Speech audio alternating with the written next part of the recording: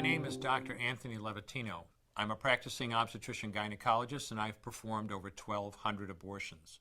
Today I'm going to describe a second trimester surgical abortion called Dilation and Evacuation, or D&E. A D&E is performed between 13 and 24 weeks of pregnancy. After administering anesthesia, the abortionist uses a weighted speculum, like this one, that opens the vagina widely. Because second trimester babies are so large, this greater access facilitates a late-term abortion. Late-term abortion requires that the cervix be prepared 24 to 48 hours in advance with laminaria. Laminaria is a type of sterilized seaweed that absorbs water over 8 to 12 hours and swells to several times its original diameter.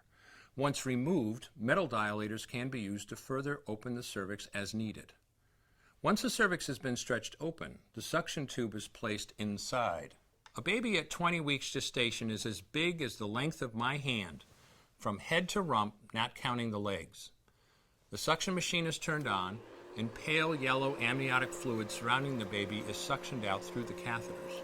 With babies this big, they don't fit through catheters this size. The baby's bones and skull are too strong to be torn apart by suction alone. This is a Sofer clamp. A Sofer clamp is made of stainless steel. It's about 13 inches long.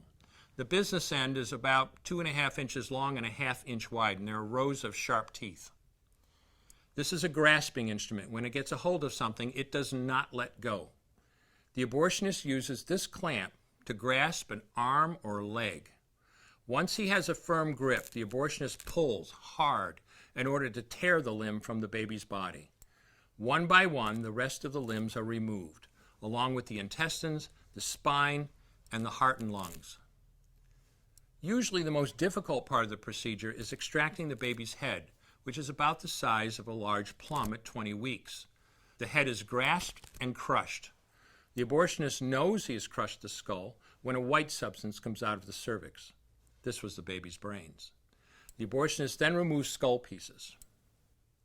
He removes the placenta and any leftover parts of the baby with a curette, scraping the lining of the uterus for any remaining tissue.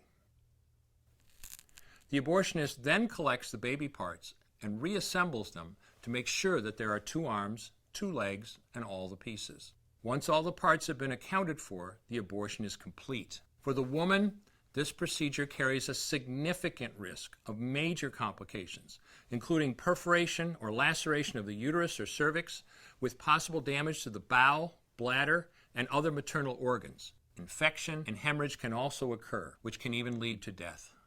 Future pregnancies are also at greater risk for loss or premature delivery due to abortion-related trauma and injury to the cervix. As I mentioned at the beginning, I'm Dr. Anthony Levatino, and in the early part of my career as an OBGYN, I performed over 1,200 abortions. One day, after completing one of those abortions, I looked at the remains of a preborn child whose life I had ended, and all I could see was someone's son or daughter. I came to realize that killing a baby at any stage of pregnancy for any reason is wrong. I want you to know today, no matter where you're at or what you've done, you can change. Make a decision today to protect the preborn. Thank you for your time. I will no longer do any more abortions. When you finally figure out that killing a baby that big for money is wrong, that it doesn't take you too long to figure out it doesn't matter if the baby is this big or this big or this big or maybe even this big, it's all the same. And I haven't done any since then, and I never will.